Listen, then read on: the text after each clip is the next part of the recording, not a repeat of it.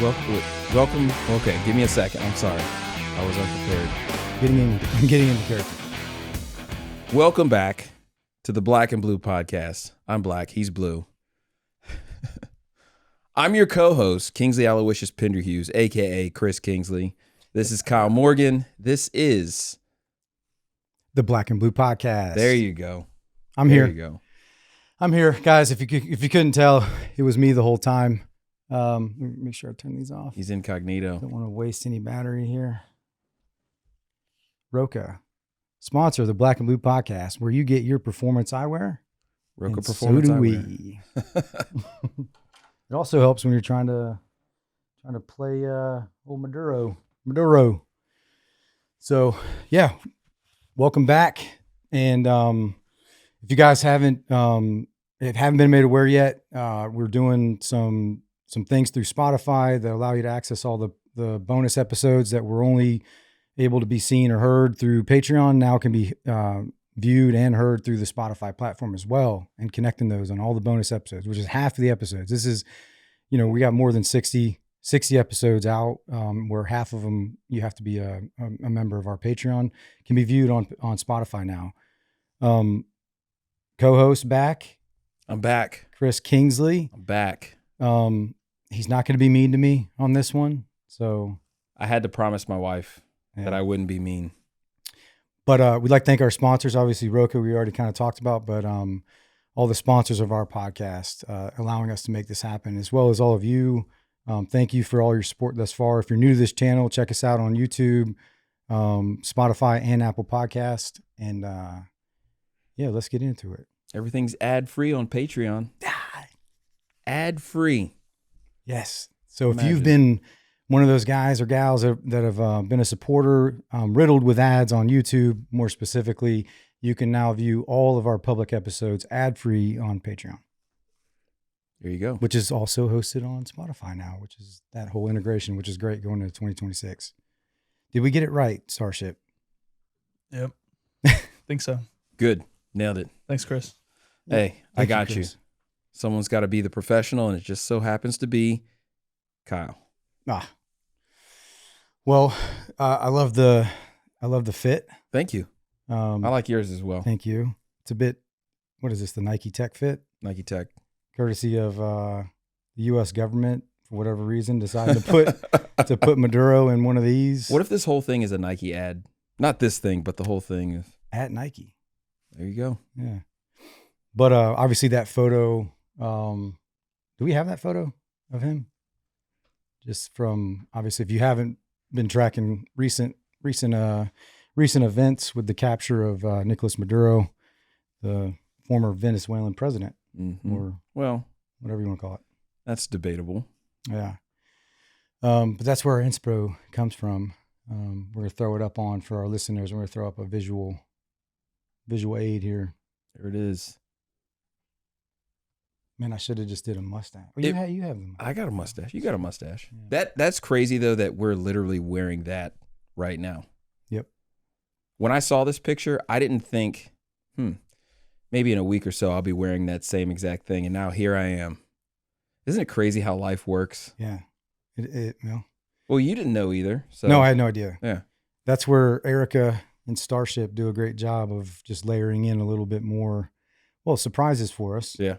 So, and the fact that now we're twinning, like legitimately twinning here. I don't think that I've worn an actual sweatsuit outside of Army PTs, the old Army PTs. I don't think that I've worn an actual sweatsuit since high school football. You say the old Army PTs, you're talking about the actual, like, no, not sweatsuit, not the sweatsuit. I had they were like the gray jacket and the black pants. Yeah. I'm not old ones. I'm not that old. Come on, I didn't have the, what do they call them? Marshmallows? Yeah. Yeah, I didn't have the marshmallows. Those were where it was at. Yeah. I think, so full disclosure, if I would have enlisted like right at 18, like the original game plan was, I would have had those. For sure. Because you and I are the same age. Well, you got me by a little bit. I don't know. Relatively close. You'd have had them. Same age, same build. Yeah. Same eyes. Yeah, dude, these things are very flattering for that apple bottom. When I took the tag off, I think, you still got the tag on it. Still on there. I was going to return these. I noticed it said slim fit taper leg. Oof. Those are words that I do not look for when I purchase pants. Slim fit taper leg. I stay away from that. But I saw that and was a little concerned, and then put the pants on and I was a little more concerned. And then I saw yours and I was like, oh, I'm good. I'm good. Yeah, they're definitely form fitting, that's for sure. Well, they've gotten more comfortable since putting them on. And this isn't a Nike ad. It's not. But at Nike. There you go. If you're watching. So I mean, I don't know. You want to just get into it with the whole Maduro thing, or do you want to? We can, or you could tell me what you've been up to since the last time I was down here. That is true. It's been a minute. There's been quite a bit of things that have happened since then. I mean, I wanted to obviously check in with you on through the holidays and stuff, like how all that went. We were busy. We went down to visit family in Florida, and then I've had some other trips. I did do a Vegas trip. I did a range day with some friends down there, and then the holidays hit. They right around the corner, and we coasted for the holidays, and now it's like we're right back on it. So yeah, right back into it. Yeah. I feel like it's 2026 is here, and we're like we're halfway over, halfway done into it. It's kind of like how 25 went, but yeah. I mean, it's one of those things that just balancing, being able to take time off and also, provide too in the ways that we're being called to be in this space to do the things that we're doing. But I'm trying to think when the last time that was probably October. It might have been October. Yeah, because we went right from October into Thanksgiving, and then pretty much from there into the new year. And I know I've done quite a bit, like with my wife and I. We obviously we went to Florida for Thanksgiving and taking the kids, and while we're down there, we got to visit Disney, and then it's right back to then the holidays are around the corner. We traveled a little bit for that, visited family again, and then I actually went out saw some friends, the guys out at Echelon. Shout out to Eric and all those guys. Where are they based out of? They're in Nashville. Okay. They're in Nashville, but I traveled within the guidance of my job, my duty location. I did not break the rules at all, but I did see my friends. It was really cool, to see everybody. And then my kids, we homeschool, so they do their schooling at their own pace. Mm-hmm. And it was crazy because it's like December 25th, Christmas, December 26th. My oldest kid is like knocking out because she's almost done. So she's already started her 11th grade, her junior year for like math and science and everything else. And she's just like locked in doing schoolwork. And I'm like, there's the Christmas tree's still up, put your iPad down. Yeah. Get away from your schoolwork. But she's just so invested in it. So it's kind of cool to see as a parent. But at the same time, it's like, gosh, man, no days off for these kids. Yeah. They got that work ethic. Yeah, our oldest daughter graduated with her bachelor's last month. And she had did the same thing where during COVID, everyone obviously was doing remote learning. Mm-hmm. And she just, through that process, she desired to continue that. So we got her into a homeschool, like self-paced thing. Mm-hmm. And she graduated high school early. There's a huge benefit to it. Yeah. Graduated her associates early, her bachelor's early. So, I mean, she just turned 20 and graduated with her bachelor's. So yeah. I think for our kids that have that work ethic, it's a wonderful resource, but you got to kind of also, hey, relax a bit. It's the day after Christmas. Yeah. Getting back after it. Yeah. So then, of course, all this stuff happening in the news. There's a lot going on. There were people who, pretty much over the holidays, I stopped streaming. Like normally, I'll try to at least show my face like once a day, and so then of course I come back from spending time with family. And everyone's like, well, wait a second. Maduro just got rolled up. So obviously you were a part of that because we didn't see you. Yeah. And I was like, wait a second. Time out. I was spending time with family. Yeah. And that was one of the things that I was going to try to plug too, because I knew that was something that, that people were trying to speculate, because they have no idea what you do, which I think is cool. It is cool. Sitting next to me in a tracksuit right now, but well, I was a combat cook, so yeah, kind of a low key guy. But it's funny how the internet works, where you had taken time off, and it just coincided with that whole capture of Maduro, and you come back, and people are like, "Wait a minute, like you've been active every day, and there's a period you weren't." I just took a few days to. So how long did it take to actually plan and execute? Listen, our hit time was 2:00. We got there at 2:01. Late. That's not that airborne timeline, bud. No, not at all. No, not at all. No, but still mission success though. Yeah, right? I'd say yeah. Yeah. I don't think people understand just the amount of rehearsals and planning, and then contingency execution. Planning, and then pace plan. Infil, and then to have the patience to infill when we want to, versus like letting things drive every aspect of that, versus, because we're infilling based on all the criteria being met, but also, are we setting the conditions in our favor the whole time? Completely off topic. So I know you were looking for something to refer to, a word or a name or a phrase to refer to the Patreon subscribers. I had to throw blueberries out there. Yep. Are we sticking with that, or should I just pack it up? Because in my mind, I'm like, shout out to all the blueberries, and I don't know if there's any blueberries here. I don't know if that's what we're going with. So I think we have to come up with the blue bearing like supporters. Yeah. I think the blueberries could be one of those. That's in contention. It's in the running. But then there's also the black and blue. Yeah, but I mean, followers. Do you really want to the black and blue call a group of people by the color, or just say blueberries? Yeah. Hey, shout out to all the blacks and blues. Was that a little rough? Was that a rough Starship? Should I have gone? He's black. I'm blue. There you go. Don't mix it up. Yeah. I mean, you can. I think that promotes diversity. I don't know. I think we should just gauge.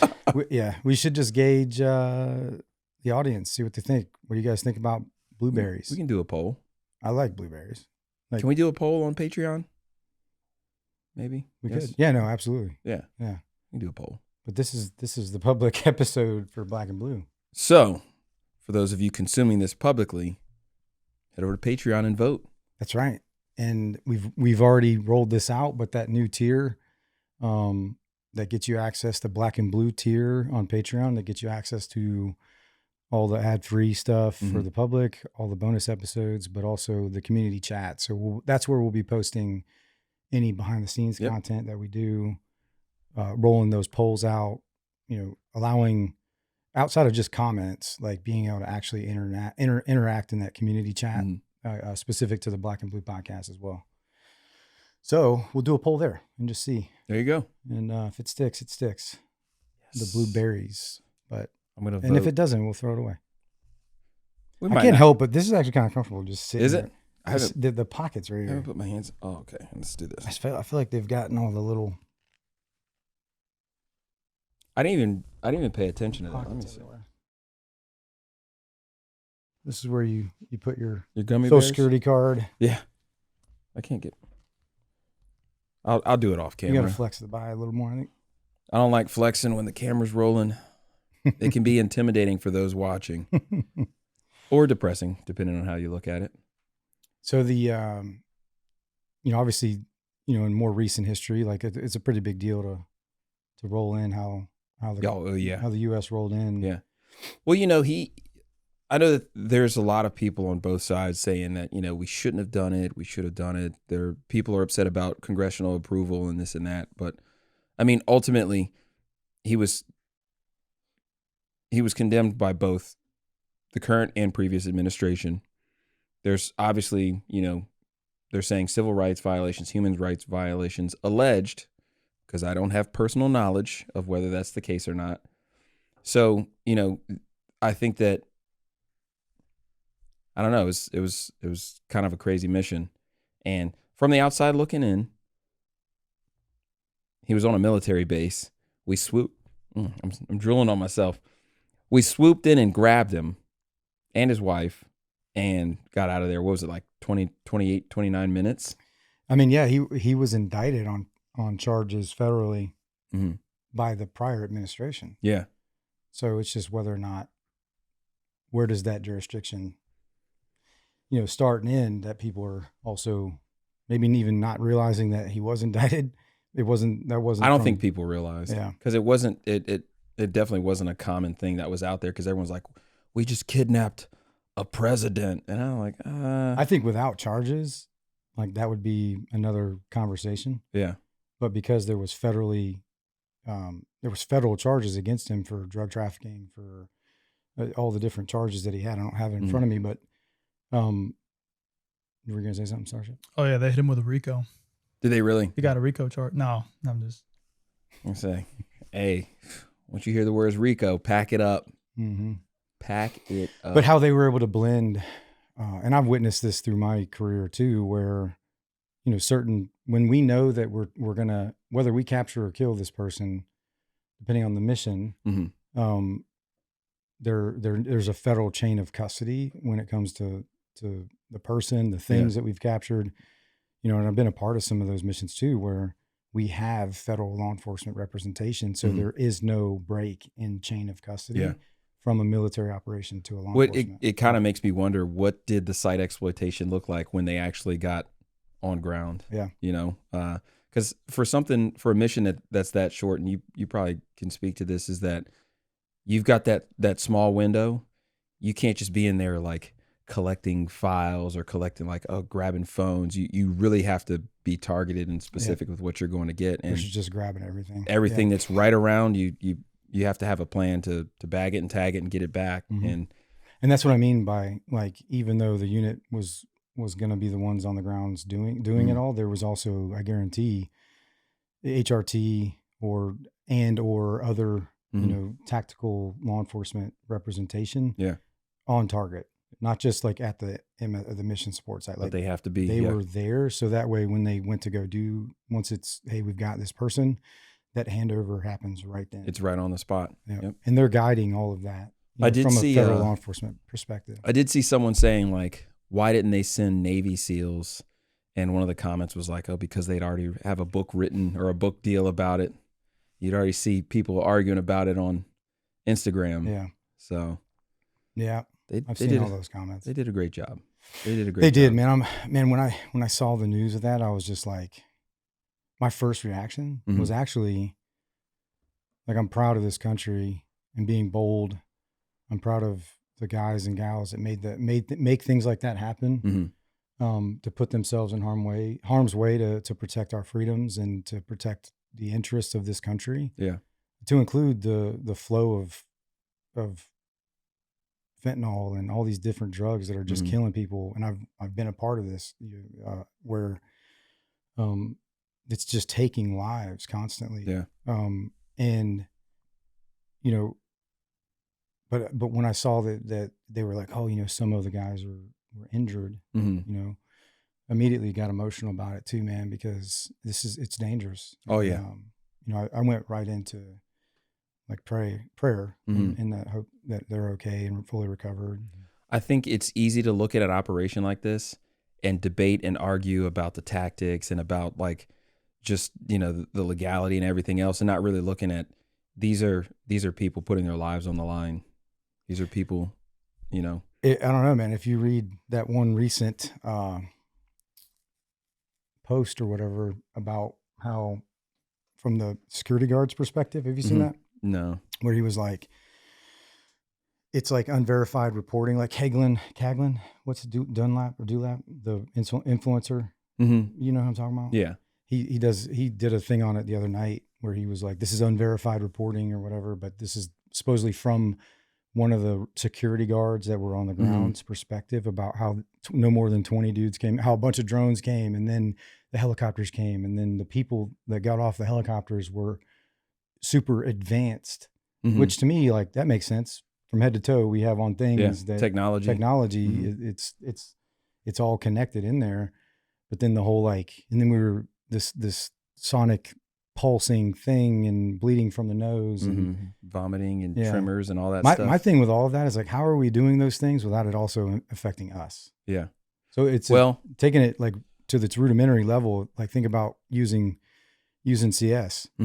Like, how do you use that also without affecting you? I hate to sound like a conspiracy theorist, but I think we do have those weapons capabilities, and we're able to specifically target the how you're bringing up, like, how would it not affect everybody that's in the vicinity?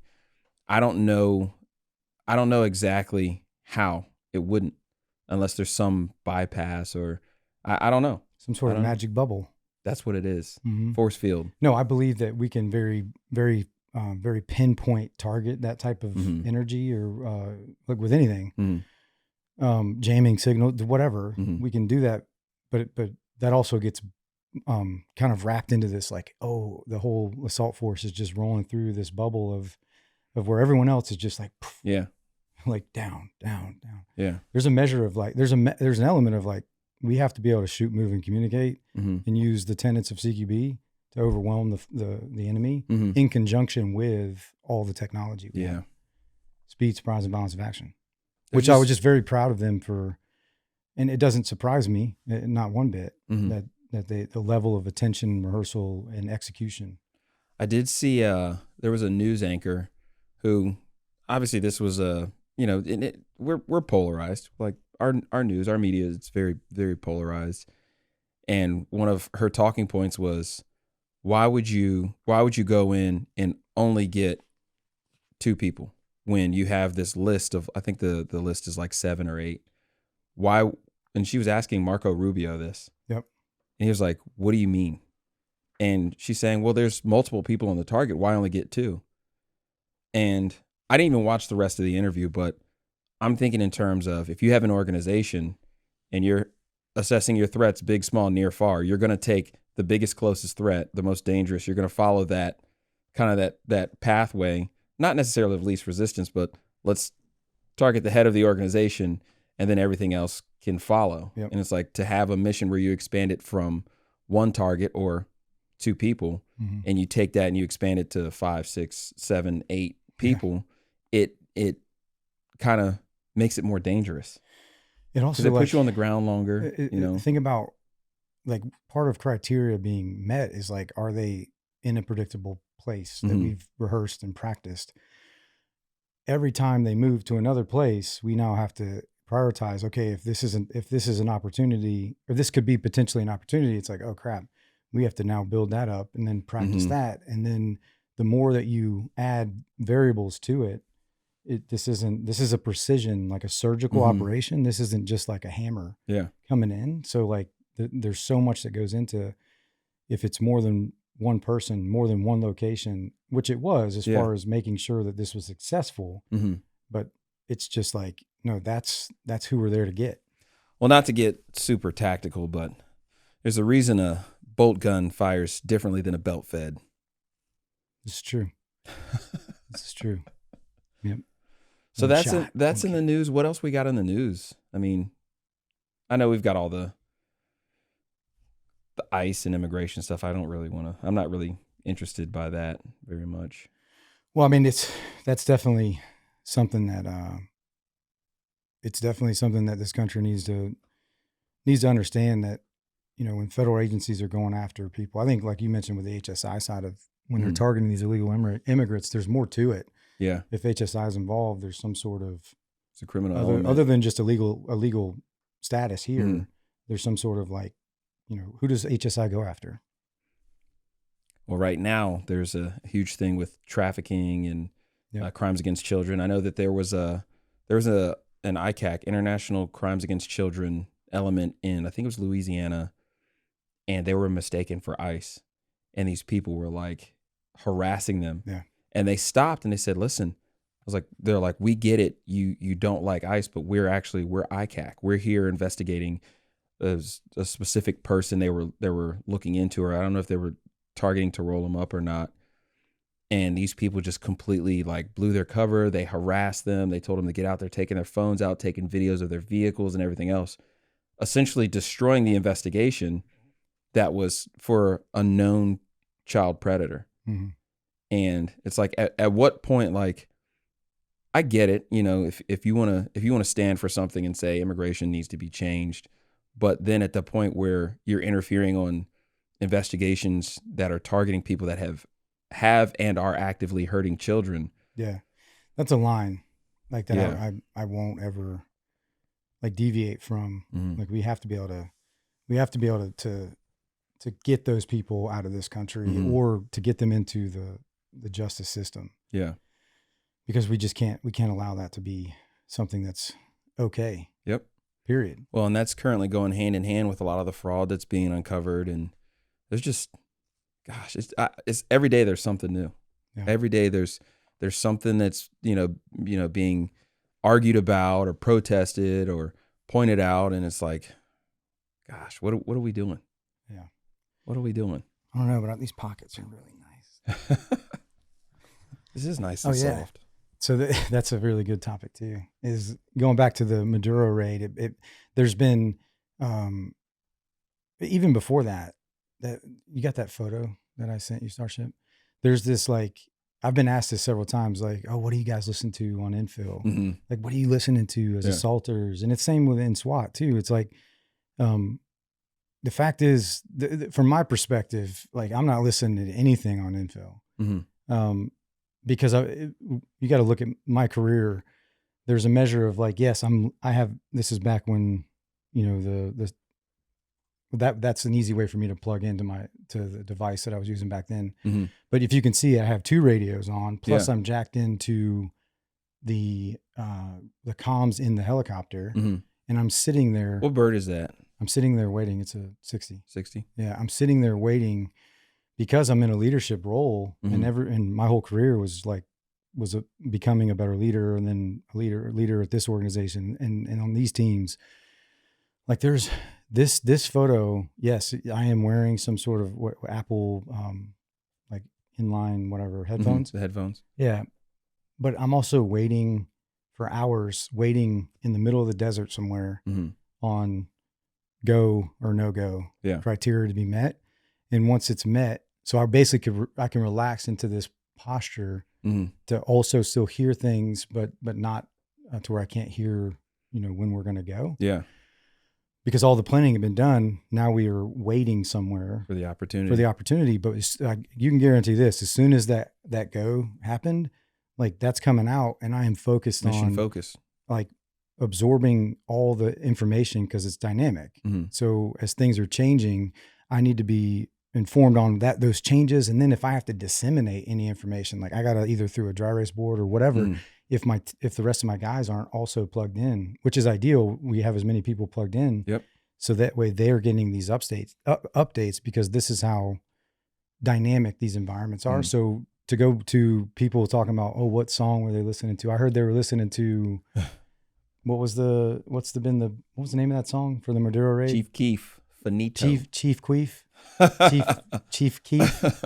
I know that, I spent years on SWAT, and I was on one of the more active teams in the region, and I can't remember a single call out where there was music playing when we were heading to target. Yeah. It was always, we were very focused. I enjoyed it, but I think what I liked the most about it was the second you get your briefing, the second you do your weapons check and, do all your PCCs, PCIs, once you get on the truck, pre-combat checks, pre-combat inspections. Once you get on that, whatever delivery vehicle you get onto, once you're there, I remember I was so close with the guy next to me that it was like we knew each other. We could kind of read each other, just dead silence, pitch black, dead quiet, and you get on target and you just, you do your thing and then you're done. And then a lot of times we'd listen to music on the way back if that was a thing, or we'd kind of discuss things before you do your hot wash. But I can't ever remember a time heading to target listening to Chief Keef, or anything for that matter. Yeah, and I think a lot of people are getting it twisted. It's been glamorized. A lot of it's been glamorized. Yeah, no, it has. Like, especially on social media. Mm-hmm. Like, because we can put songs onto infills or like actions on of things. Yeah. It's like, hey man, that's for social media. And I also think that there is, different in the military, there is different, especially during the height of the GWAT in Iraq and Afghanistan. Like, there are times you're just rolling, reacting to contact or whatever, or you're just rolling, doing a patrol, and you're a lower level dude on a team, and you're just jammed out because you're just like waiting. I'm going to carry this thing, and I'll tell you what changed the game. Those early GWAT like hype videos where they would take like a clip or like they'd take like an ISR feed. Well, Katy Perry was like a big one, I think. Katy Perry, do like Drowning parodies. Pool. Oh yeah, yeah. Bodies. The bodies hit that was yeah. I hear that song, and that's a GWAT song. Yeah.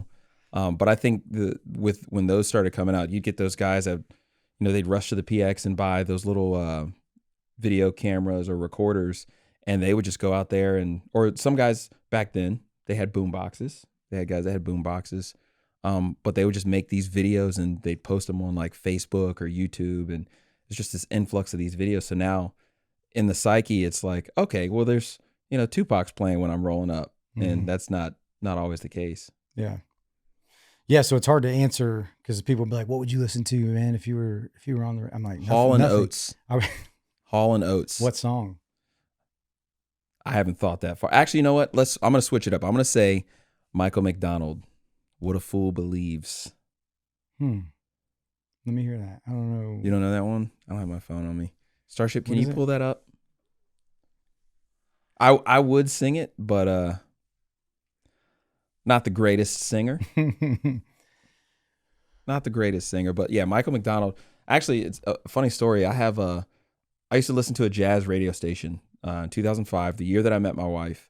She kind of made fun of me for listening to jazz radio, but they would play like Doobie Brothers, Michael McDonald. So one Christmas, I think it might have been the following year after we met, she bought me a Michael McDonald's Greatest Hits CD, and that thing stayed in my car until it just did not play anymore. Yeah. That's not it. Ooh, that is not it. It gets me going. Okay. That's it? Is that not Hall & Oates? Doobie Brothers. Michael McDonald is the lead singer. Ah. We got a little thing flying around. Oh, yeah, that's a good one. That is a good one. Yeah. It's very reassuring. It is. Dude, there's like ladybugs. Ladybug? On the lights, you see them? It's because we got two of them. It's because we got that door open over there. There's one on that one on this one. So, it's one of these things that like during Afghanistan deployments, Iraq, all my deployments, yeah, there is different theme songs that were on this like loop, but it's typically like when I'm working out, pre-mission stuff, like hype songs and things like that. And a lot of it was for me for earlier was a lot of Bon Jovi, like going Blaze of Glory. Okay. A man of culture, I see. Yeah. And then I used to listen to a lot of Avenged Sevenfold. But going back to my point of when I'm like in a helo going to target, like I'm not listening to anything other than what the helo comms and all the command nets that I'm listening to, because it's that dynamic. You might catch a frago on the way there. Yeah. Yep. And I have to know, not only do I have that information, but does the people that I'm rolling in with also have that information? So I don't know. Well, you bring up working out. I think it was 2015. I adjusted to working out without listening to any music. Yeah. And I would tell people that and they'd be like, "You're a psycho." And the way I saw it was, well, if I am so reliant on music that I go to the gym and I forget my headphones and it throws off my workout, that's not efficient. That's not efficient at all. So I need to be good at working out and staying focused without music while I'm working out. And I do that to this day. You really? To this day. If it's something, if I'm running and it's more than like 5 miles, then I have to have music. I will not survive a 5-mile run without something to divert my attention. But for the most part, with working out, running, if it's a shorter distance, no music. Yeah. I used to use music a lot for tempo, like to help keep a pace. Yeah. Especially when it comes to like ruck running or even running. Yeah. Get that 92 beats per minute. Yeah. I used to use a lot of like Beast and Harlot or Avenged Sevenfold. It was really good for that, just based on the double drum and like double bass drum or whatever we call it. It's just a very high tempo. Mm-hmm. Get you some crossfade going, man. I was jamming on the way down here today. Were you? Oh yeah, I was. So it's these are classic songs. We're older guys. Yeah. And I'm just rolling down the road and jamming out. And I look down and I was going above the speed limit. I'm not going to publicly admit to what speed, but in areas where the speed limit was 70, I was doing at least 71. Crazy. Yeah. Crazy. So music, it's good to get you in the zone, but there's a time and place for it. Yeah. There's a time and place for it. So sorry if we busted some bubbles there, but and that's just me speaking from my experience and your experience doing this on a law enforcement and experiences vary. You might enjoy listening to Chief Keef on the way to. I still don't even know. I think the first time I heard that song, what's the name of the song? Starship. Fedora. Finito. Oh, Finito. It is fitting. Finito. Yeah. Yeah. It's a hood classic. Yeah. It's a hood classic. But what else, man? What else? You've got a co-host now. I do. You've got a co-host. Yeah. It's weird because I've never in my life have I ever been a co-host of anything. And now I'm here. We do. And I feel like I need to talk more about that. Let's do it. He's trying to set me up. He's trying to set it up. Excuse me. No, because it's just something that, we talked about a little bit on the episodes that came out in November. Mm-hmm. But just for the plan for the future, for the near future is that we're going to have Chris is going to bless us with his presence as a reoccurring co-host. You're welcome. You're welcome. And there it is. Who's Dwayne Wade? One of us. I could pick either one. Yeah. But I'll let you pick. Nah. I'll let you pick. I wish he'd have done like a Michael Jordan and Scottie Pippen. Yeah, I think that's better fitting for guys our age. Yeah, because we'd actually, I like Dwayne Wade, but LeBron's a bit of a... Well, crybaby. Great basketball players. Absolutely. But, your job doesn't define you, and neither one of their personal lives, I don't envy either one of their personal lives at all. So, great basketball players. Thank you for the reference, Starship. But I think it's more of a Jordan Pippen. He did that on purpose. Because this whole debate of who the GOAT conversation. Well, we know who the GOAT is. Yeah, and honestly, like, I had this conversation around Christmas time. LeBron's got longevity that we've never seen. And I don't know that we'll ever see it again. And because of that longevity, because of him, being able to stay healthy for the majority of it, he has had some accomplishments that they just take time. Mm-hmm. But, the greatest of all time is Michael Jordan. And it could be a generational thing. Yeah. And that's the other thing is that I think that if you're going to make a confident, definitive statement, you have to be willing to accept that that might not apply for someone else. Yeah. And, I know younger guys are like, oh, LeBron's the best because he's been in the league my whole life, blah, blah, blah. That's something, if that's why he's your GOAT, I respect that. Yep. However, just like we grew up and Jordan was at the peak of his career in the 90s, and he want to be like Mike. Jordan had a relatively short career, but the man is internationally known. Yeah. And, he built a brand, and he was built off of winning. Now, granted, people say, oh, LeBron, blah, blah, blah. Well, no one's lost more in the playoffs. Yeah. No one's had a lower, playoff average. So it's like, are we looking at individual stats? Are we looking at team stats? Are we looking at overall, mission success? And honestly, LeBron's a great basketball player. And I think that you can't appreciate Jordan and say LeBron's trash. I don't think LeBron's trash. Now, granted, Jordan never flopped. Yep. Not once did Jordan ever flop. And LeBron, he's going to sell that foul every time. Mm-hmm. Which has to be factored into the conversation. Mm-hmm. Just like people that grew up with LeBron being at the peak of their adolescence, mm-hmm. and that's also factored in too.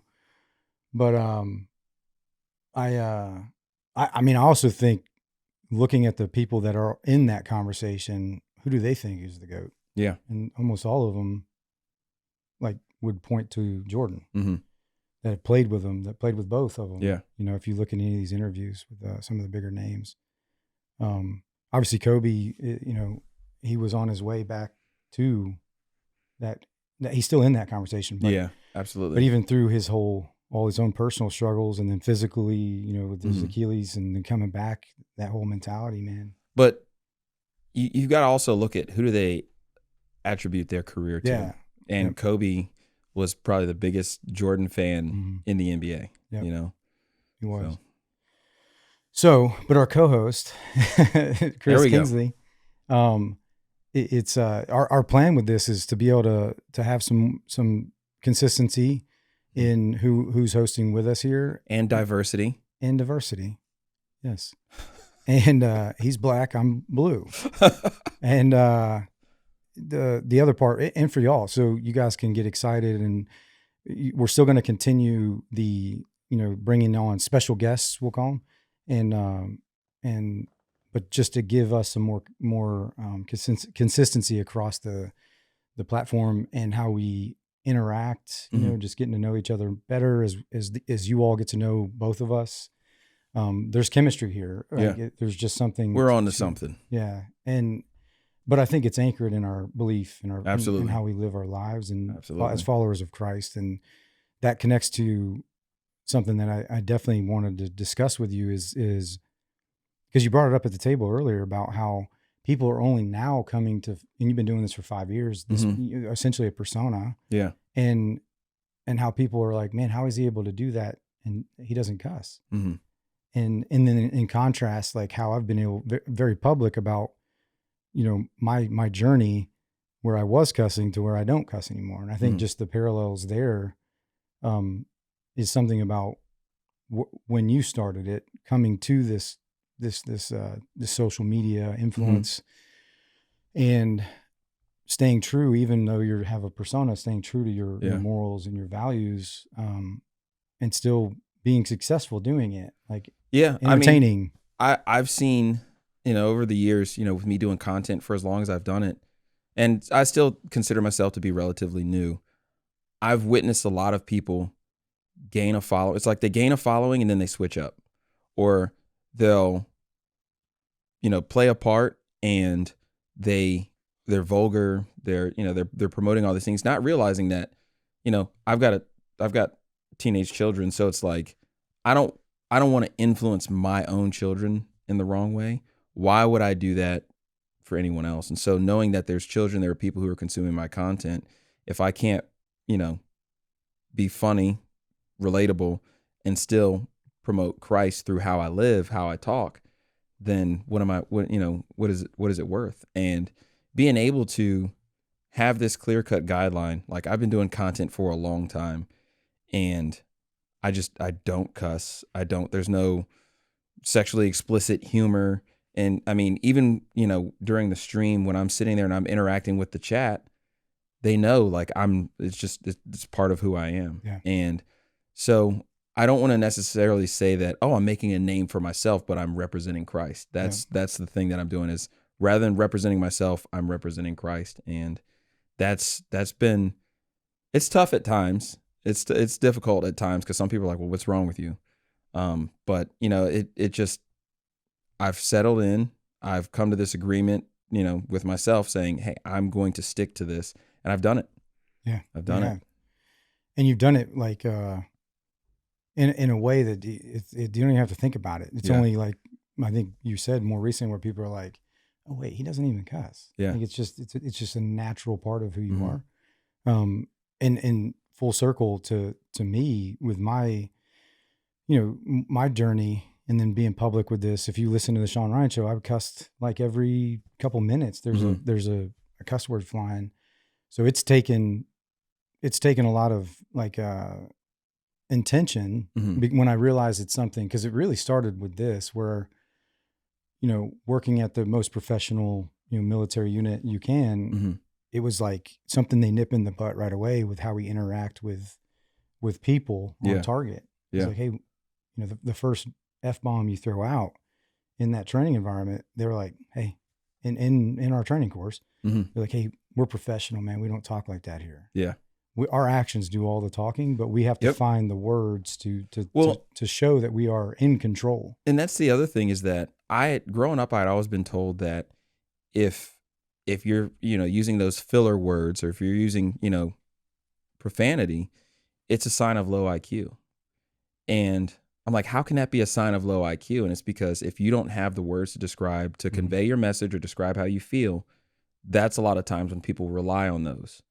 And, personally, I like to think that I'm, pursuing in the pursuance of knowledge. I'm always pursuing knowledge.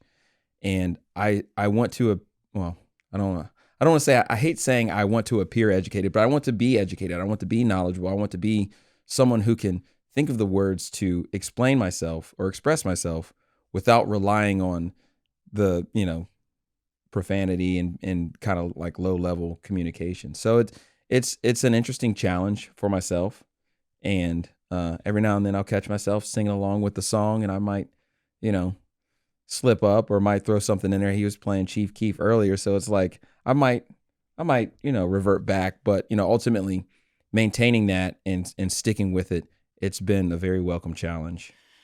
Yeah, and that thing about like with me, teaching this stuff in the house, CQB, I wouldn't cuss, but then sharing a story in the same class, I would cuss. Yeah.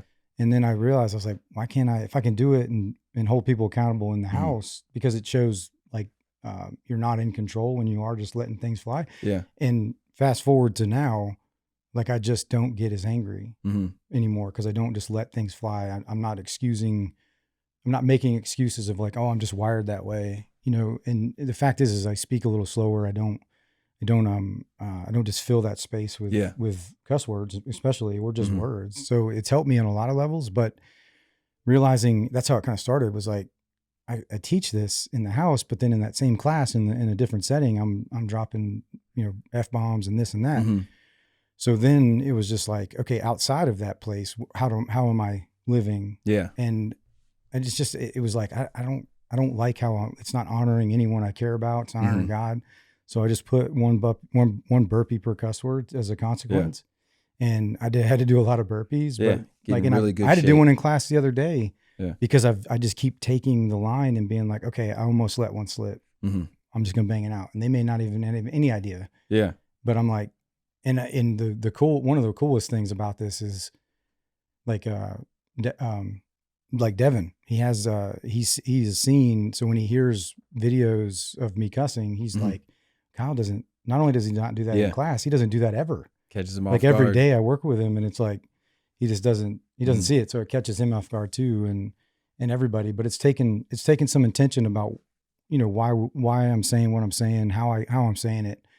And, it truly has changed. Yeah. And there's so much benefit. It's changed every aspect of how I speak. And it kind of challenges you.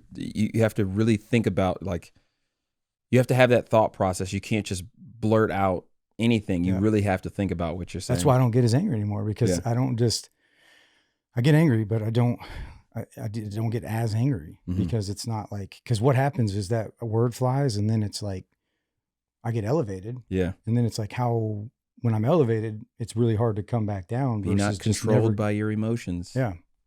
Well, it's funny that takes me to a cop story. I'm not gonna give the full cop story right now. But during my time as a midnight shift patrol supervisor, we had these guys who was two guys. One of the guys ended up running from us, and he runs into an apartment or a townhome that wasn't his, and we get to the entryway and we can see him. So we're giving commands. Well, I wasn't, one of my guys was. And I walk up to my guy. We just had this guy run from us. There was a robbery. There's all kind of, it's kind of a crappy call. I'll tell you more about it later. We can talk about it on Patreon.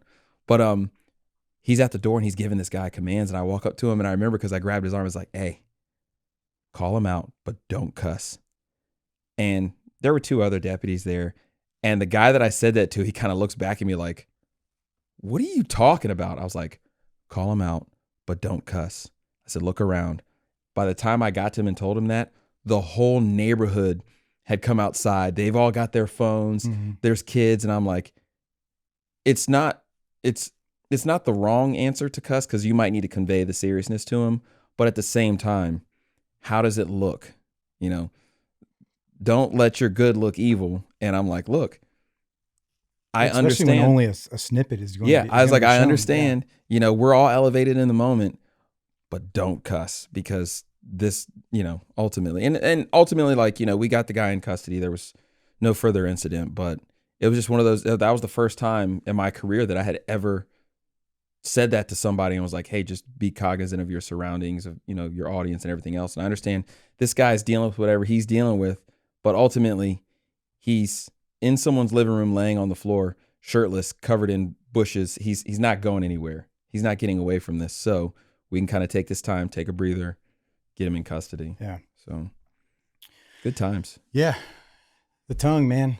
Just I don't even know how we got to talking about that. Oh yeah, just the fact that like people have noticed that, and I noticed it out the gate. I was like, and then when I realized it, I was like, with you, I'm like, man, that's one of the things that drew me to you was that you're able to be satire, right? In the comedy side of this profession of being a teacher of firearms and tactics, and still not, but still portray that, but not have to cuss to get to that same kind of. So yeah, I commended you for that. It was an interesting, before you and I even met. I noticed that it was an interesting challenge initially because a lot of like the phrases and the little like the CQB sayings, you know, there's just a ton that goes into it. Here's a big one, and this is where it doesn't sound the same. I ask students this, like, hey, in the context of CQB, I'm like, so how do you eat a crap sandwich? Yeah. Yeah. And they're like, you know, one bite at a time. Yeah. Everybody does it. And I'm like, but it's still crap. Yep. So I eat my piece of the crap just like he does in the context of dominating a room. Yeah. And it just doesn't hit the same. It doesn't. It doesn't flow. But I think it's also funny too, because people know that I'm being intentional about just not cussing in my life. Yeah. But it is hard. Mm-hmm. Like it is hard sometimes.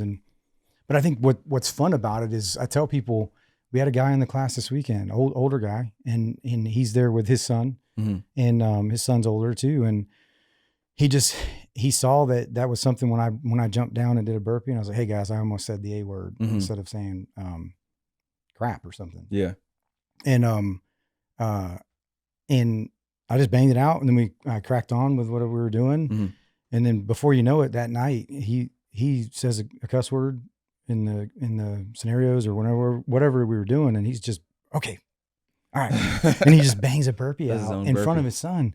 And the first time I was like, oh yeah, just that's funny, right? And then he did it again, and then he did it again, and I'm like, he's setting an example for his son too, which they weren't cussing like crazy. It was just when it happened, I'm like, let's get better. But also that level of accountability. Yeah, you know, if you can be accountable in the little things, then you know, you're going to be accountable with the big things. For sure. So. And being that example for others, man. But I want to take this time to start a segment called Hot Takes. Hot Takes. We're going to give it a go. I know Starship's like, what's he doing? Hot Takes. Hot Takes. Starship, what's our hot, did you have a hot, or do you? I was going to do the one about the streaming. Oh, the streamer. Okay. In the 9 to 5. So Starship, give us that hot take and then we'll assess it. Current hot take. Streaming is harder than a 9 to 5. Unpopular opinion. What do you think as a streamer? So you guys know I essentially stream every day. Every night, 7 p.m. I stream on Twitch, Kick, and on X. Where can they find you at? Twitch.tv/KingPixMedia. There it is. Or KingPixMedia TV on Instagram. Link is in the bio. I've been doing that. It's been over a year now. I can't believe it's been over a year that I've been consistent with it. And I also have a job that I do. And I would say, for me, streaming is a lot easier. Now, I'm not doing IRL streams. I'm not, traveling to exotic places and doing all these crazy celebrations and things like that. But personally, streaming for me, it's like it's an opportunity for me to get online, fellowship with the guys that I fellowship with the chat, fellowship with the guys that I game with, in 2 to 3 hours, maybe 6 hours on a Saturday. But it's super easy because there's no pressure involved. There's nothing really, involved with it. Whereas when I go to work, because of what I do for a living, it can be stressful. So it's like, I'm going to say streaming is easier than my job. Well, I think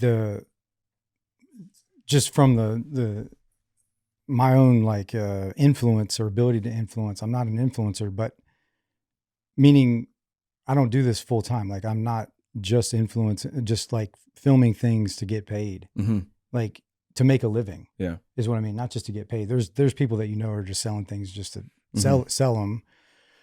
But there is an element of what we do, or I do, and you do, and where we can also increase our ability to provide based on that. And there's some people that do this as a full-time job. So I think it has to be compared. If a full-time job is we're saying is 9 to 5, with whatever it is they do, like that same conversation has to be kind of like if you streamed every day for your only way to provide. Do you think that they would be easier? One would be easier than the other. Personally, because for the last 20 years, I've had physically demanding jobs. I think that, and this is just my opinion, I think that the streaming would be easier.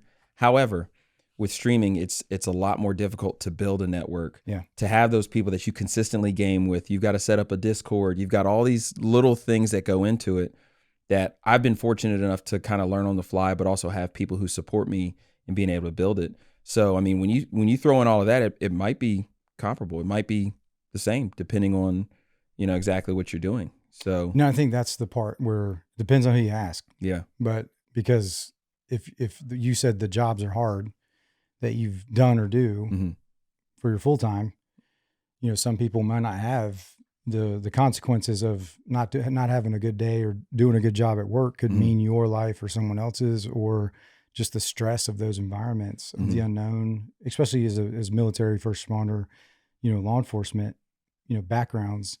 It's also kind of take that at face value, for what we're saying too. Yeah. I don't know.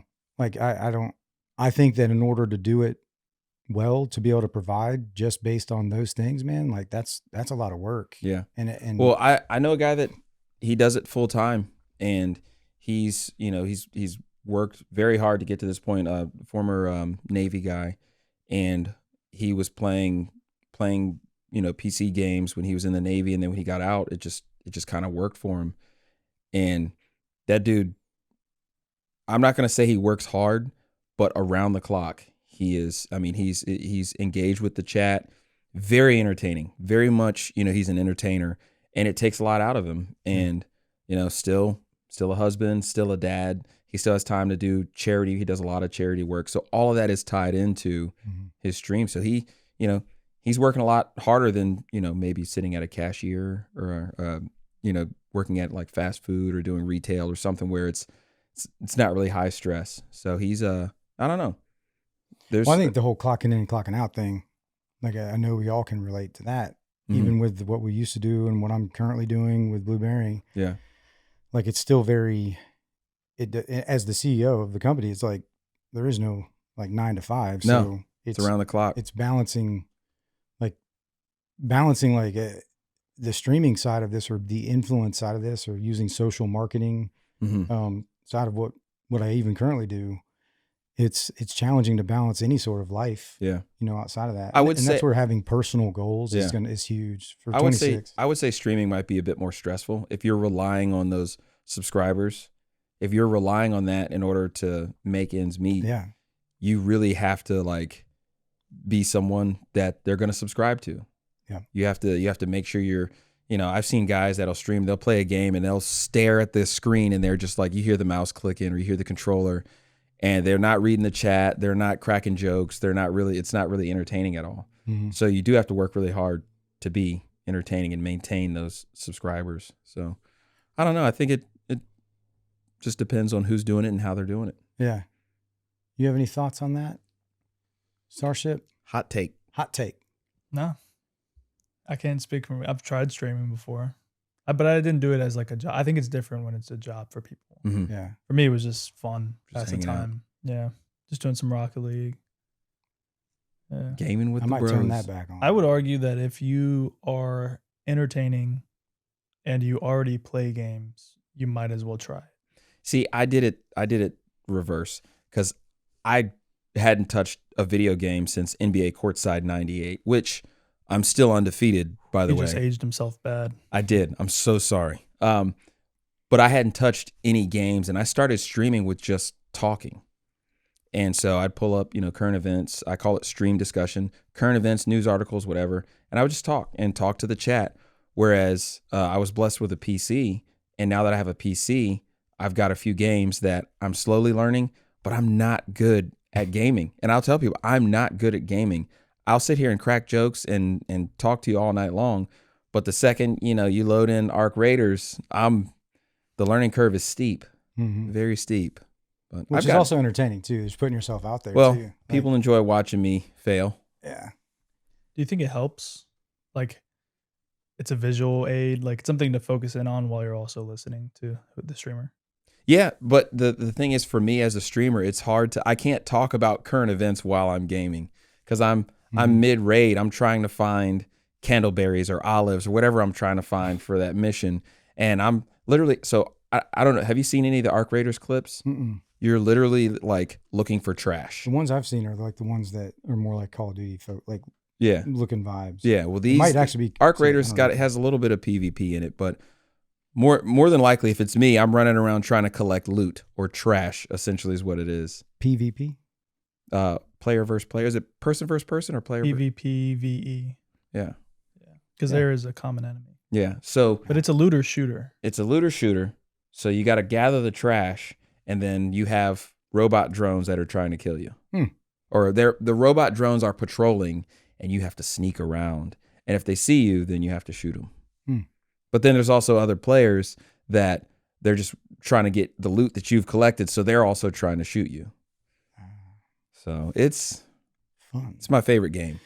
Hot takes. Hot takes. That's a segment that we're presented by somebody. Nobody yet. Yeah. This is a segment that we're going to. Got an open slot. Yep, we're gonna keep doing as I further understand what this actually means with hot takes. So you learned I learned that today. Meaning of it, yeah, about an hour and a half ago. Quick learner though. Yeah, good job. Fairly recent, but it's something you guys can lean on. Give us some suggestions in the Blk Blu Patreon community chat for topics and things like that for hot takes. But we're looking for a sponsor of that segment as well. So check that out. I think that's a good spot to wrap her up though. There we go. For this episode.